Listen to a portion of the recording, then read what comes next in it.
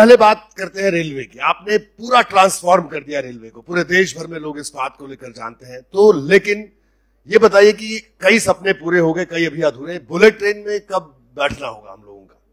Bullet train की बहुत अच्छी प्रोग्रेस चल रही है। 2017 में माननीय प्रधानमंत्री जी ने इसका फाउंडेशन ले किया था। 2019-20 तक करीब करीब इसका डिजाइन पूरा हुआ। 20 और 21 में थोड़ा सा कोविड के कारण धक्का लगा, लेकिन फिर भी काम बहुत तेजी से आगे बढ़ा और 284 किलोमीटर 284 किलोमीटर का कंस्ट्रक्शन पहुंच चुका है। आपको शायद आपने हाल ही में कुछ वीडियोस भी देखे होंगे किस तरह से कंस्ट्रक्शन की टेक्नोलॉजी में चेंज आ रहा है और प्रोग्रेस बहुत अच्छी है। पहली अंडर सी समुद्र के नीचे tunnel between Mumbai and Thane, उसका भी डिजाइन कंप्लीट होकर उसका कंस्ट्रक्शन स्टार्ट हो गया है। एक टोटली नए तरीके से काम करना, नई टेक्नोलॉजी पे काम करना और एक एकदम नए पैमाने से काम करना, ऐसा है ये बुलेट ट्रेन का प्रोजेक्ट। 2026 में इसकी पहला सेक्शन इसका खुलने की प्लानिंग है। जी, मेरे ख्याल से बहुत स्पष्ट है कि वंदे भारत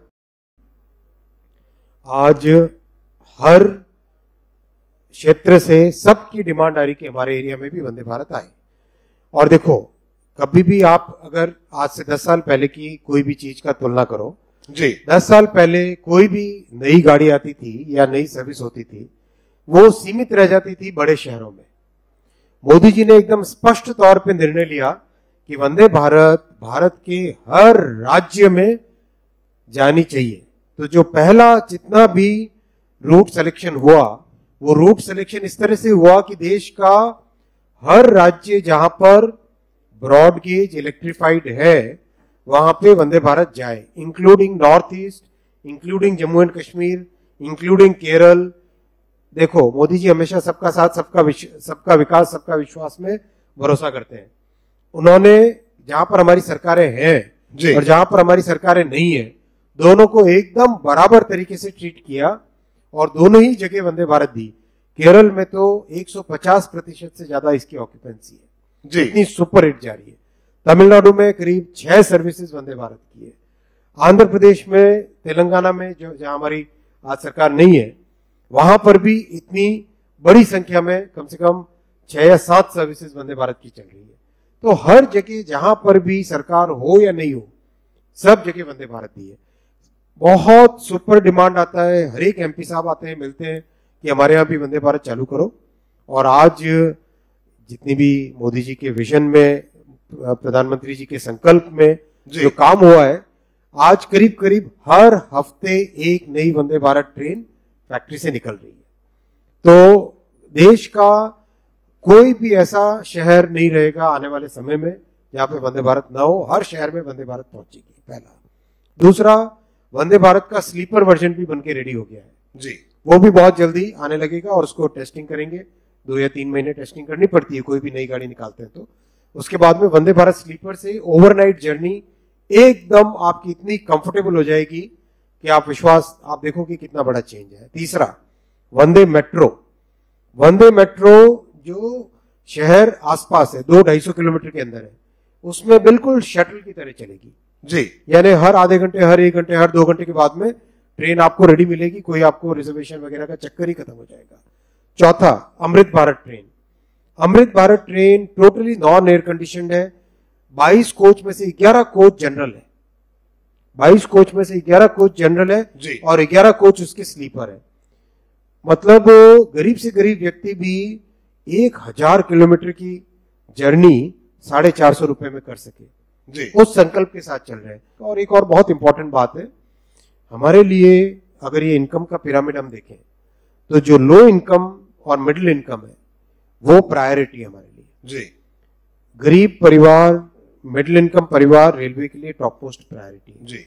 जो अधिक इनकम वाले परिवार है वो आराम से फ्लाइट में जाए। हमारे लिए टॉप प्रायोरिटी है लोअर इनकम और मिडिल इनकम, और सारी की सारी कंप्लीट प्लानिंग उसके हिसाब से चल रही है।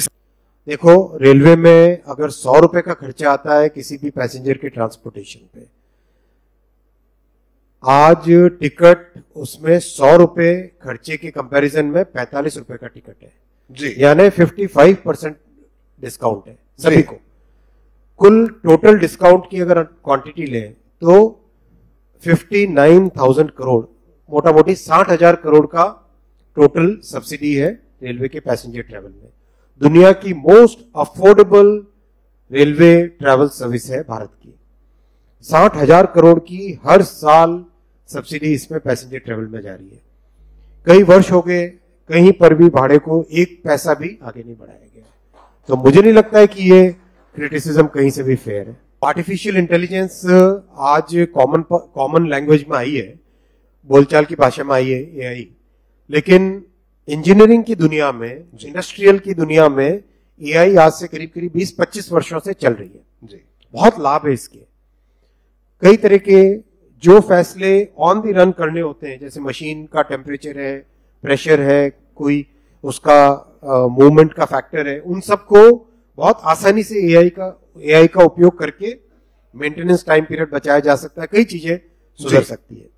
तो बेनिफिट्स अपनी जगह बहुत सारे हैं जी। एग्रीकल्चर में, फार्मास्यूटिकल्स में, वेदर फोरकास्टिंग में बहुत सारे हैं, लेकिन बहुत सारे नुकसान भी हैं।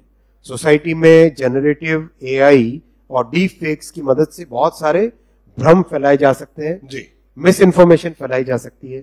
तो आज हमारे सामने ये हमें देखना है कि जो बेनिफिट्स हैं एआई के जी, उसको हम लें और जो नुकसान है उससे सोसाइटी को बचाएं। सोशल मीडिया का पूरा कॉन्टेक्स्ट बदल गया है। आज आप एबीपी न्यूज पे कुछ चीज चलाते हैं तो आपका एडिटोरियल चेक होता है जी कि सही चीज है तभी चलाओ, बिल्कुल सही चीज नहीं है उसकी तो आप घंटी बजाने का भी काम करते हैं जी। तो आप जिस तरह से आप एक जिम्मेदारी के साथ एक चैनल चलाते हैं जी, वैसी ही जिम्मेदारी क्यों ना सोशल मीडिया प्लेटफॉर्म्स भी लें। आज अगर सबसे बड़ा न्यूज का माध्यम है कोई प्लेटफॉर्म, उस प्लेटफॉर्म की जिम्मेदारी भी बनती है कि कुछ तो एक बेसिक चेक करे। तो वो कॉन्टेक्स्ट, वो जिम्मेदारी जो कि सोसाइटी के लिए बहुत जरूरी है, वो आनी चाहिए, ऐसा हमारा मानना है।